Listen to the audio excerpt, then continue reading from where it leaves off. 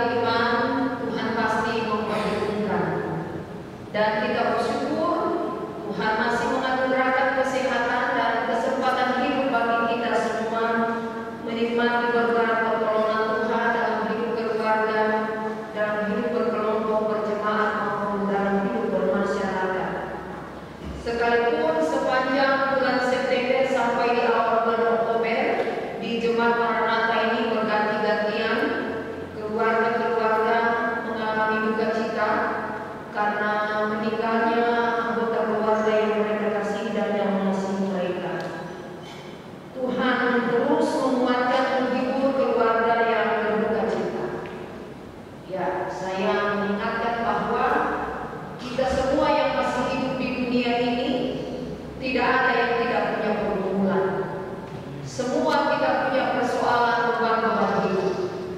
Tetapi yang terpenting adalah bagaimana kita mengelola dan menyelesaikan setiap masalah dengan melibatkan Tuhan, meminta hikmat yang daripada Tuhan supaya kita dimenangkan dari beban hidup.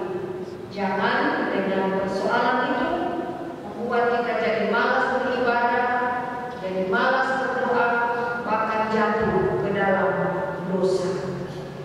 Kalau keadaan hidup kita lagi baik-baik saja, ingatlah selalu Tuhan, bersyukur. Apalagi ketika ada dalam beban pergumulan persoalan, selalu meminta pertolongan Tuhan supaya kita juga boleh kuat melanjutkan kehidupan di dunia ini, jangan mengikuti keinginan nafsu kita sendiri. Persekutuan ibadah yang sepenuh harapan, sepekan jemaat-jemaat GKST Klasis Poso Kota, lebih khusus jemaat Maranatha telah melaksanakan pekan penginjilan di sub atau di kelompok masing-masing dan telah melibatkan persekutuan anak, remaja, pemuda, bapak ibu dan orang-orang tua lansia. Dan terima kasih para pelayan di kelompok masing-masing boleh mengatur sehingga kegiatan ibadah boleh terlaksana. Ada yang ibadah pagi, ada yang ibadah sore, ada yang ibadah malam. Semua boleh terlaksana dan dalam ibadah itu ada beberapa pertanyaan yang telah dipercakapkan. Dan dari sepanjang kita melaksanakan pekan penginjilan, kita menjadi tahu keadaan alam, hambatan, dan juga kondisi para pelayan Tuhan di 5 wilayah Pekabaran Injil khusus, yaitu di Klasis Wana Utara, Wana Manusarako, Klasis Turjo, Klasis Ampana, dan Klasis Parigi Utara. Jadi 5 klasis ini adalah 5 wilayah Pekabaran Injil khusus yang ada di wilayah pelayanan di KST. Hari Minggu ini kita mengakhiri seluruh pekan penginjilan di kelompok masing-masing dan kita diingatkan betapa pentingnya pekerjaan pemberitaan Injil itu dalam kehidupan bergereja. Bukan hanya tugas pendeta, penginjil, atau kader atau motivator PI di bidang pendidikan dan kesehatan, tetapi pekabaran Injil ini menjadi tugas kita bersama sebagai gereja Tuhan. Saudara-saudara, pertanyaan bagi kita, mengapa kita masih harus terus-menerus memberitakan Injil Tuhan ini? Ternyata memberitakan Injil itu adalah amanah, perintah Allah yang harus dilakukan oleh gereja ini. Gereja yang sehat adalah gereja yang tidak hanya cukup berdoa saja, atau gereja yang hanya berada dalam kegiatan rutinitas, kegiatan keagamaan setiap hari, minggu, bulan, dan tahun. Tetapi gereja itu harus keluar untuk bersaksi, memberitakan Injil di dalam nama dan kuasa Tuhan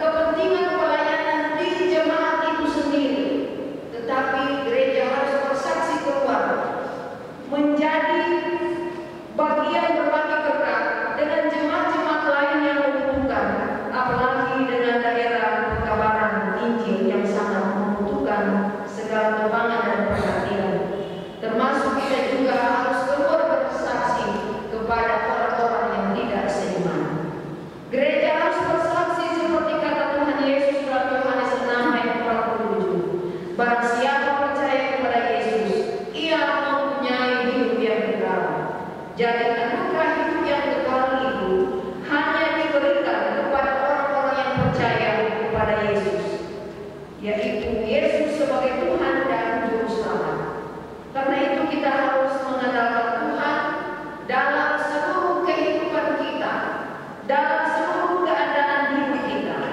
Cara hidup orang Kristen harus meneladani cara hidup Yesus, sehingga dengan itu membuat orang yang tidak percaya kepada Yesus akhirnya akan mengagungkan Tuhan, khususnya kepada anak-anak muda yang masih merasa kuat dengan segala tenaga, segala berkat-berkat talenta yang dia miliki. Ingatlah bahwa segala sesuatu adalah titipan dari Tuhan. Sebab itu kiranya selalu mengandalkan Tuhan dalam hidup ini. Ketika kita sehat, kita bekerja, kita dapat beraktivitas, jangan lupa Tuhan untuk mengucap syukur. Ketika suami istri, orang tua dan anak hidup rukun, itu adalah berkat Tuhan. Kata Mazmur 133, apabila kita hidup rukun, Tuhan memerintahkan berkatnya untuk datang kepada kita. Jadi jangan bermimpi kalau kehidupan kita yang berantakan, hubungan yang kurang baik, suami istri dan orang tua serta anak, itu akan mendatangkan berkat. Karena firman Tuhan mengatakan, ketika kita hidup rukun, kesanalah Tuhan memerintahkan berkat menjadi milik kita. Mari kita mengajak anak cucu kita untuk tahu mengucap syukur, sekalipun mereka masih kecil. Kita ajarkan mereka untuk tahu mengucap syukur, berterima kasih kepada Tuhan. Segala perolehan patut kita syukurkan kepada Tuhan. Tetap arahkan hidup kepada Tuhan, pada kita yang bergumul, yang sakit, berdoa dan juga berupaya. Jangan hanya berdoa, tapi juga berupaya melakukan pengobatan secara medis, bukan kepada dalam tanda kutip orang pintar. Ketika kita mengalami kesulitan ekonomi, tetaplah beribadah, tetaplah teguh berdoa kepada Tuhan. Ingatlah Tuhan kita itu Tuhan yang Maha Kaya. Tidak mungkin, tidak ada yang mustahil baginya. Jika Dia berkenan menaruh berkat kepada kita, kita diajarkan untuk tahu berdoa, berharap dan juga bekerja. Tuhan punya banyak cara menolong kita melewati beban-beban pergumulan hidup ini. Bapak Ibu, terkait dengan tema khotbah penginjilan yang berencana, tertib dan bertanggung jawab, maka pada bacaan ini yang sudah kita baca tadi mengisahkan tentang pengumpulan sumbangan dari jemaat Korintus kepada jemaat-jemaat di Yerusalem. Ini menunjukkan bahwa jemaat Korintus pun bertanggung jawab peduli kepada jemaat di Yerusalem. Mereka serempak dengan jemaat Tuhan yang ada di Yerusalem. Dan berdasarkan 1 Korintus 16 yang kita baca tadi, ada beberapa yang menjadi catatan. Ayat yang pertama, kiranya petunjuk pengumpulan bantuan yang akan dilakukan oleh jemaat Korintus mengikuti petunjuk sebelumnya yang telah dilakukan oleh jemaat Galatia. Artinya di sini bahwa sebelum jemaat Korintus melakukan pengumpulan bantuan untuk membantu jemaat di Yerusalem, ternyata itu juga telah dilakukan oleh jemaat-jemaat Tuhan di Galatia.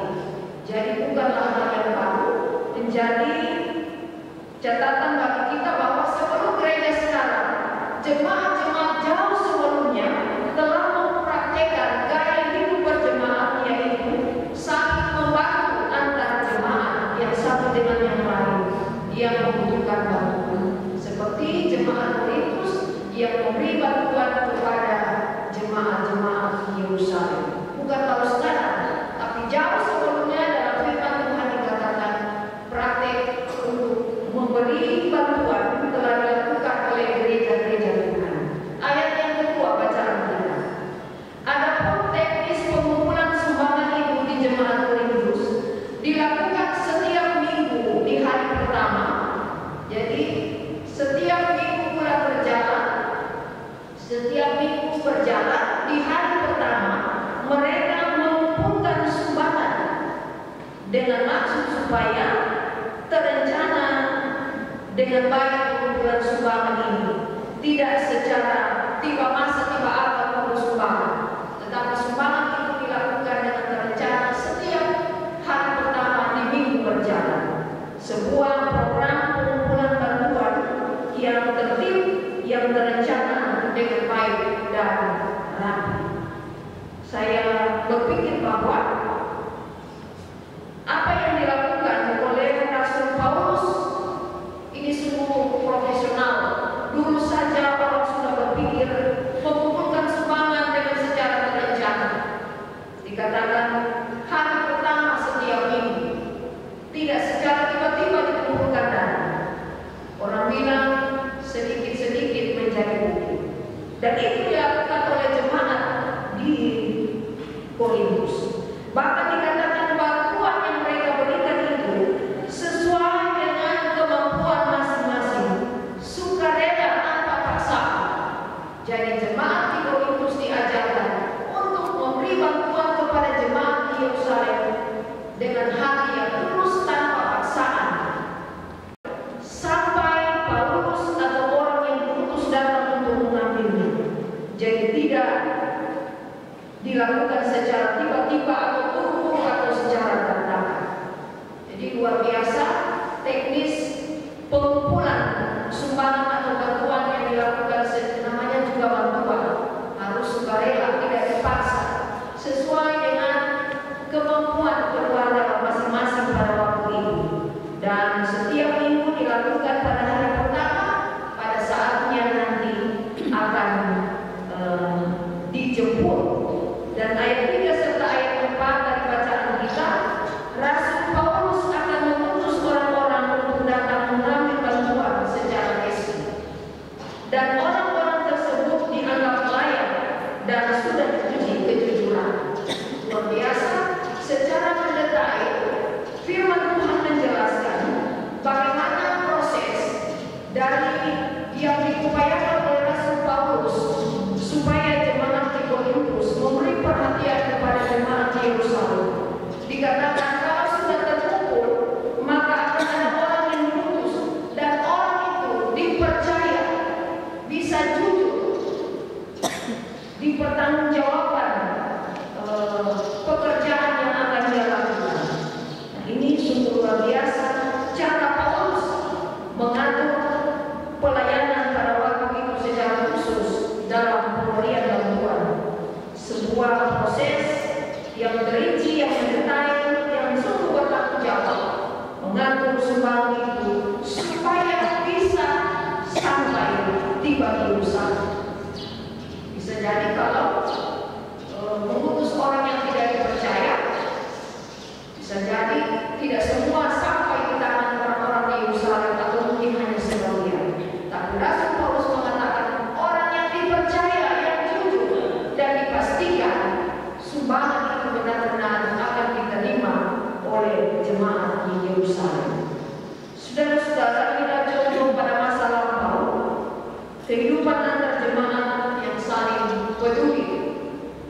Mereka pun dapat dikatakan hidup bersaksi memberitakan Injil kabar sukacita. Jemaat yang lemah ditopang oleh jemaat yang kuat. Bahwa Allah di dalam iman pada Yesus mengharapkan kita juga sekarang jemaat Tuhan untuk hidup saling peduli, saling menolong. Tidak hanya memikirkan jemaat Maranatha sendiri, tetapi juga